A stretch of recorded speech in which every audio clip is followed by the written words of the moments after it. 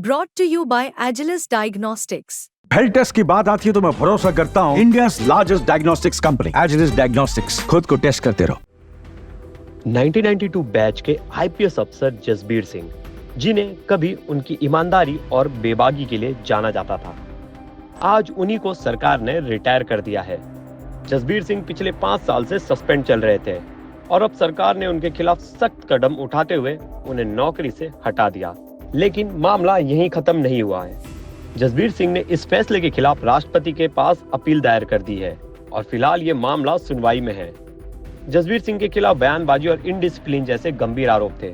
बात है फरवरी 2019 की, जब उन्होंने एक निजी वेबसाइट को इंटरव्यू दिया था। इस इंटरव्यू में उन्होंने सरकार की नीतियों पर जमकर सवाल उठाए। एनकाउंटर पॉलिसी, अफसरों के ट्रांसफर और तैनाती जैसे मुद्दों पर भी उन्होंने खुलकर बोला। और फिर उन्होंने एक बड़ा आरोप लगाया कि सरकार उन्हें बिना किसी काम के सैलरी दे रही है, यानी सरकारी पैसे का दुरुपयोग हो रहा है।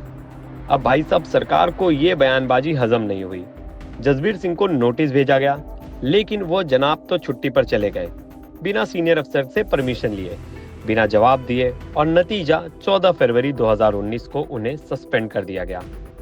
लेकिन जसबीर की कहानी सिर्फ यहीं तक नहीं है।